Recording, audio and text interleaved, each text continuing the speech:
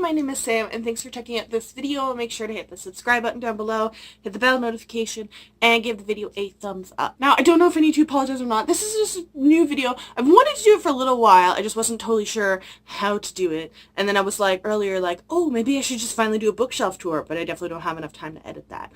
But, because I know several people were asking for it, it's definitely going to happen in December. I have like most of December off of work, so we'll definitely do it then when I have the time to do the video properly. So this video, as you may be able to tell from the title, is basically talking about like dealing with the like mass like unhauling, or not unhauling, mass releasing, I guess, of books that has been like, there are weeks where like nothing comes out, and then there is like a month and a half where there's like 10 books a day every Tuesday that come out that I want to read.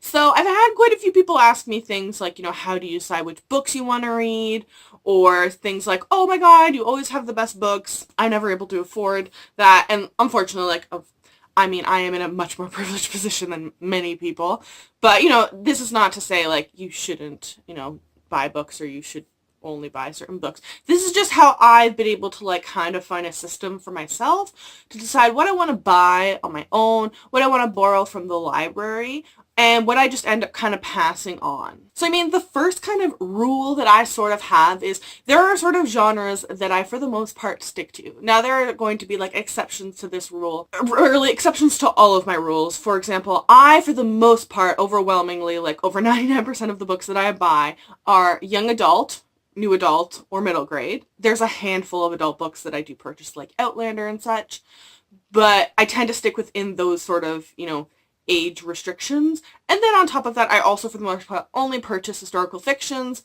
fantasies, mysteries slash kind of, no, not thrillers, just mysteries, and sci-fis. Now that being said, I won't automatically purchase a YA book that's coming out because it's a sci-fi. A lot of the time, you know, historical fiction and fantasy are sort of my like main genres, but when there is a sci-fi that crosses over with a fantasy, or a mystery that crosses over with a historical fiction, which is like my sweet spot, I will automatically like bump it up the list of potential purchases. Number two, I also try to take into account that if it's a debut author or a non-debut author that I've never read before, or a non-debut author that I have read before. So for debut authors, I'm always conscious of representation, especially at this point in my life. It's 2018. It's constantly talked about. I also do, part of my job is looking at representation of Indigenous people in books. So I automatically become more interested in purchasing a book, if not purchasing for myself, or purchasing it for our libraries and recommending it to our libraries, or at least like requesting it to our libraries, through our libraries, sorry, if the author is of, you know, a specific, you know, someone who doesn't look like me really. You know, I am white, cis, straight, you know, whilst I grew up in a lower economic class, I'm okay now. So I look for authors that maybe have disability rep, either as the author or as the character, or a character who is of a different race. Specifically right now, especially for me, is Indigenous characters. And that seems to be few and far between, even in 2018, unfortunately. Or, you know, there's actually been quite a few, almost like a flood in the last, you know, year or two of books with LGBTQ rep. So that's something that's becoming a little bit much more easy, and it's almost kind of now when a book comes out in YA, especially YA fantasy, I automatically assume that there's going to be LGBT rep in there, which is kind of lovely that that is kind of happening now.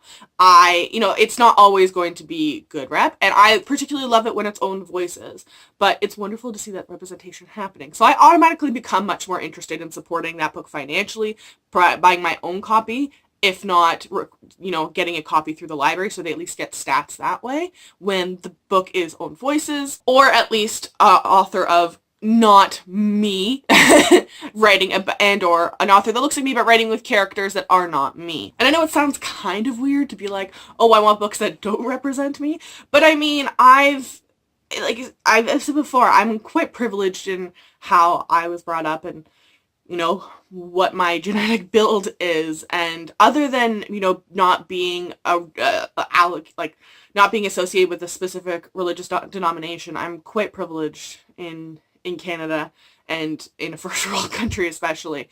So I mean, I'm much more conscious of that stuff. I think it was just, you know, maybe just like my personality or how I was raised, but I'm fully aware of the privileges that I have, and I'd like to like use that to bring other people up rather than keep the status quo as is, if that makes sense. For non-debut authors, I generally, if I've never read anything of theirs before, I try to look at their other work before. I'm someone who's generally aware of what before books are coming out, like I know when release dates are. So I will generally look to the library or book outlet for a cheaper book if my libraries don't have it or there's a long wait list for a book by that author that's been published before. So it's obviously going to be a different story, but at least I can get a sense of if this author is an author's writing that I can deal with. And then for authors that I have read in the past and maybe didn't like their books, I will generally, like, I'm still, despite all these rules, I'm still going to, like, look at summaries. If the summary sounds interesting, I'm going to give it a go.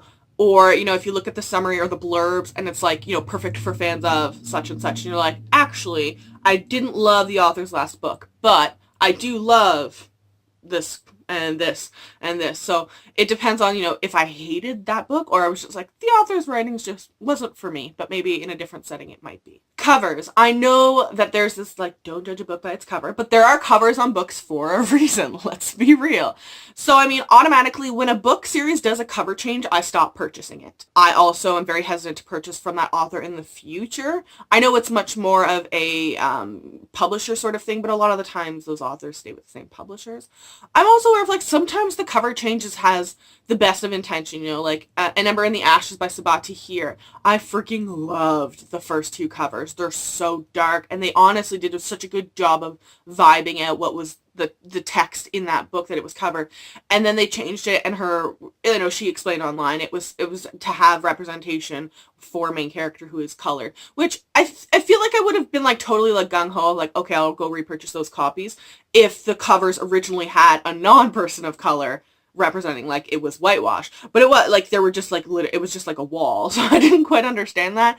And I can't remember. I want to say it was Tortine was the publisher. I'm not totally sure. I've actually on hold the first two books, and I didn't end up purchasing book 3 or 4. Hopefully maybe we'll end up getting them through the library because the stories were interesting on their own.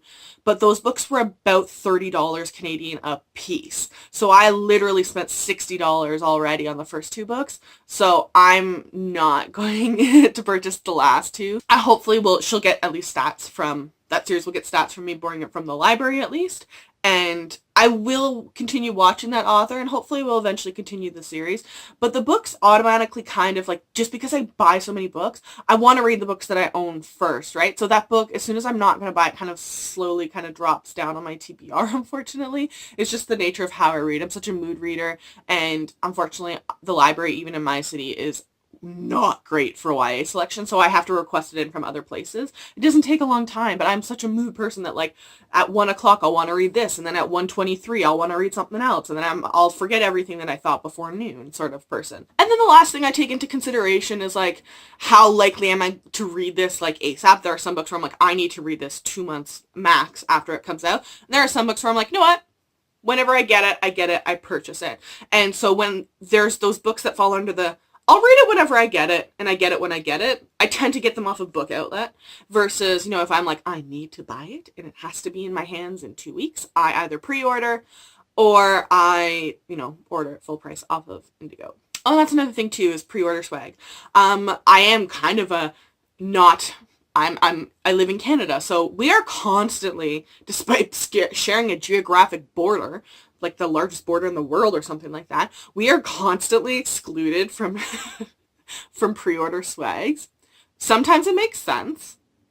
Or, like, I even understand limiting it to, like, the US if it's, like, items that I know will weigh something. Like, but the amount of pre-order swag campaigns that are paper products, like you get a signed bookmark, 1 character card, and, you know, a map folded in half, and they say US only, I lose my mind in fury. So I, honest to God, do consider if books do have a pre-order campaign. If they don't, they don't, but I automatically become less interested in a book when they do a pre-order campaign and then exclude every country but America. It's very infuriating, the US-centric mentality. But like I said, if I look at it, like, I think Mirage by Somei Dodd had a pre-order campaign US only, but it was like nail polish. That I get. It's gonna weigh. I also don't know chemicals going across borders. What's that like? I also don't even know how they would package. Sometimes, you know, mail can get broken and stuff, like the glass. That would be, I understood that. I was disappointed, but I understood that. But things like Sarah J. Maas's Catwoman, Soul Stealer, the pop socket, that doesn't weigh a ton. That's not really going to get broken.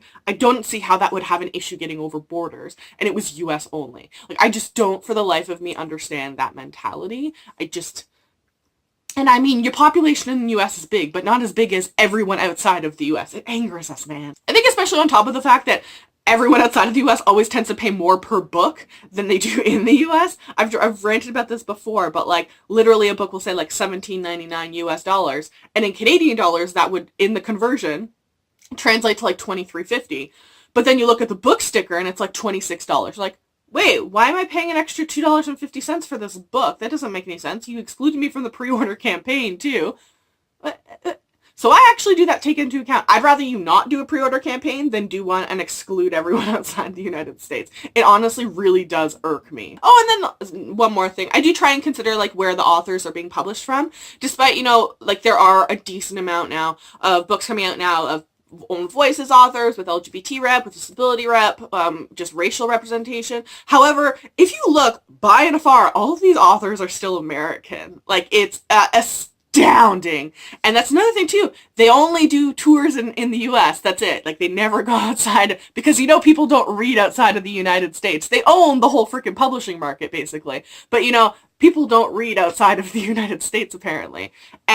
Or when they do come to Canada, they hit Toronto and they're like, awesome, high five, we visited Canada. And you're like, no, but like, Canada is like the second largest country in the world. If I wanted to go to an author visit in Toronto, like Catherine Arden came across the border to do, I think 2 days in Toronto, it would literally take me over $1,000 of flying and like hotel accommodations and over a day and a half, basically 2 days of travel, not even pretending that I stay in Toronto for a day or two. Like, it's literally a whole week of stuff to do. Like, stop coming to Canada, hitting Toronto. Toronto's almost American still, man. Like, you're an hour and a half over the border at most. Like, oh god, this video is turning ranty very quickly.